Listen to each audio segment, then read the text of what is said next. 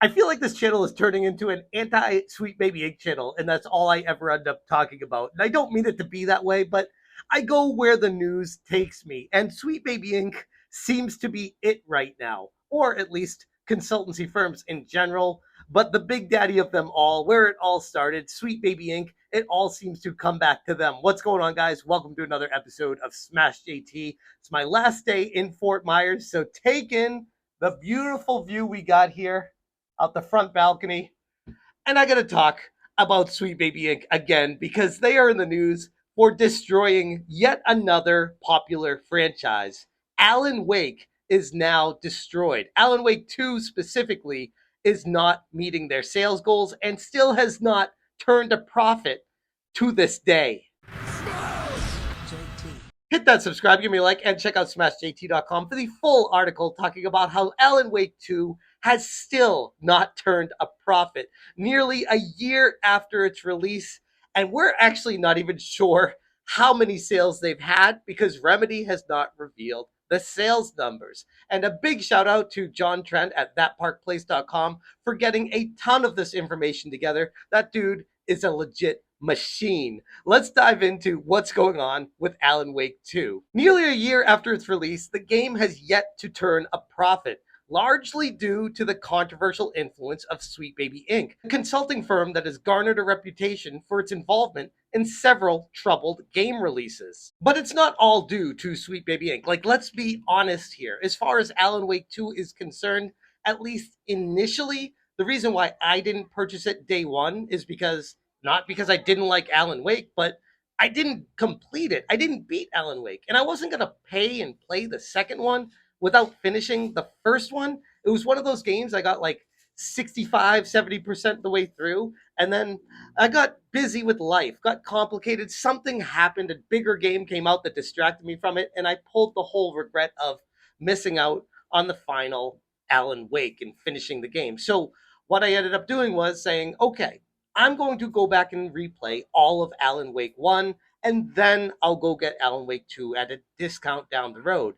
Then I found out about Sweet Baby Inc.'s involvement with it, which completely turned off any interest I had in it whatsoever. So while no, not directly Sweet Baby Inc. related initially, eventually it reared its ugly head where I'm like, yeah, no, screw that. I might go back and play the original Alan Wake eventually, but I have zero interest and touching Alan Wake 2. I don't want to be a part of any of this consultancy BS that keeps going on in the game industry. In Remedy Entertainment's half-year financial report covering January to June 2024, the company shared, at the time of publishing this report, Alan Wake 2 has recouped most of its development and marketing expenses.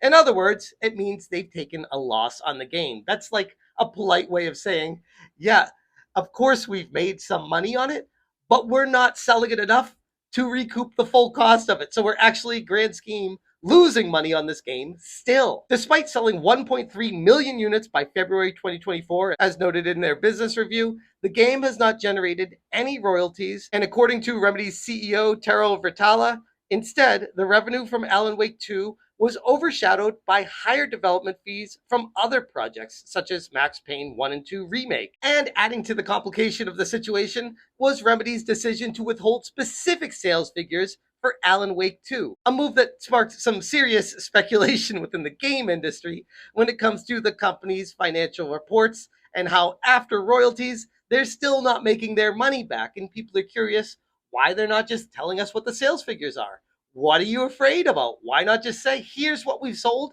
here's what our goals were, this is why we've come short, and this is how much we've come short from. And it makes me think it's because it's fallen so far short, like well of expectations, that they're actually embarrassed. Despite the financial strain coming from it, Remedy Entertainment said they plan on still releasing physical editions of the game. The physical deluxe edition is set to go on sale October 22nd, followed by a collector's edition from Limited Run Games in December 2024, indicating that the company is still committed in trying to at least leverage the franchise's fan base while attempting to boost sales and recover costs. Whether or not that is going to work still remains to be seen, but based off of what's transpired with Sweet Baby Inc. and the entire consultancy firm travesty in the entire game industry with Gamergate 2, I wouldn't be holding my breath. According to Sweet Baby Inc. on their website, the very first game they list, and they have not updated this for a while because of all the backlash that they've been getting, Alan Wake 2 is a game they worked on, stating they worked on character arc, voice, and of course, sensitivity reading. Because we want to make sure that we are sensitive to the people playing the games so that no one gets offended. In a horror game, are we serious right now? Like, I can't even with it. It doesn't even make sense for a game like Alan Wake to have sensitivity reading. That in itself is a self fulfilling prophecy of destruction. But it's not just Alan Wake that Sweet Baby Inc. has been involved with. I've been covering them in depth as of late, and they've been involved and linked with several high profile game failures. And it raises questions once again about the influence and effectiveness they have on the industry. And I always go back to the same question of if they continue to time and time again prove that the games they work on do not meet expectations and the companies that pay them for consultancy are losing money, why do people continue to use them? I have yet to see one situation, one instance where Sweet Baby Inc. was actually beneficial to be utilized. And I can't help but think that there's something deeper underneath the surface that would make this all make sense that isn't coming to light because, let's be honest, they don't want people to know about it. Finnish analyst at Ricola estimated that Alan Wake 2 cost around £70 million, with about 50 million allocated to development and 20 million to marketing.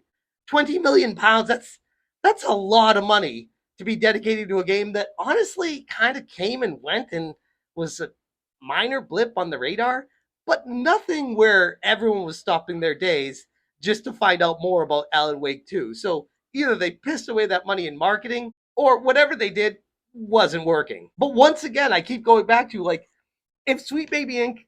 is hurting the companies using them, why do they continue to use them? It makes literally zero sense whatsoever. Sweet Baby Inc., the same company that employs Chris Kindred, and I'm going to say this every time it comes up because people need to be reminded. People have sometimes very short term memories where Chris Kindred, an employee at Sweet Baby Inc., tried to cancel Cabrutus for simply starting a curation group on Steam. And when that didn't work, he moved on to me, trying to get me fired from my job where he thought that I worked at, calling them and telling them that I'm a racist and that I'm employed there and that I shouldn't be. Like, these are the people that are employed at Sweet Baby Inc. And I brought that up to Sweet Baby Inc. specifically, directly, brought it up to them saying, hey, what are you guys going to do about this? And I've been met with silence, basically stating that Sweet Baby Inc. is encouraging and backing this kind of behavior from their employees. So once again, I'm saying, who is backing these projects? Who is financially supporting them? Who thinks that this is a good thing for the game industry? And ultimately, why do they still have legs? And the biggest problem with all of it is, even if that glorious day that eventually we'll get here where Sweet Baby Inc. finally comes to pass and goes away, it feels like these consultancy firms are pop-up shops overnight, where there are just hundreds of them out there. And with every time that a Sweet Baby Inc. fails, 3 more will pop up somewhere else. So this battle is far from over. It's something that we need to continue to fight against. And again, we go back to, if it's hurting the game industry and gamers are rejecting it in droves, like everyone I talk to wants nothing to do with any games that any of these consultancy firms touch.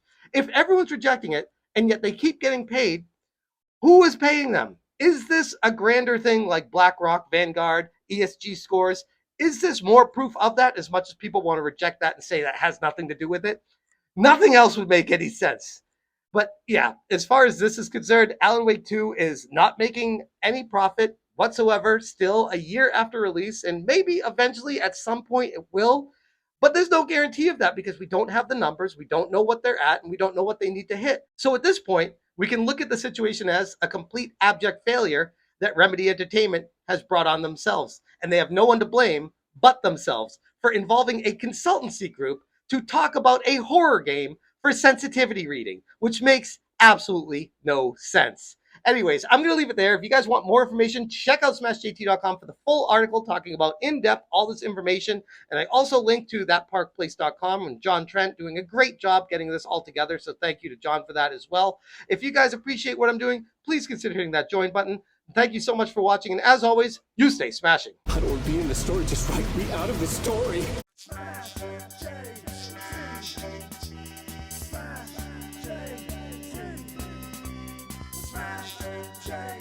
Flash.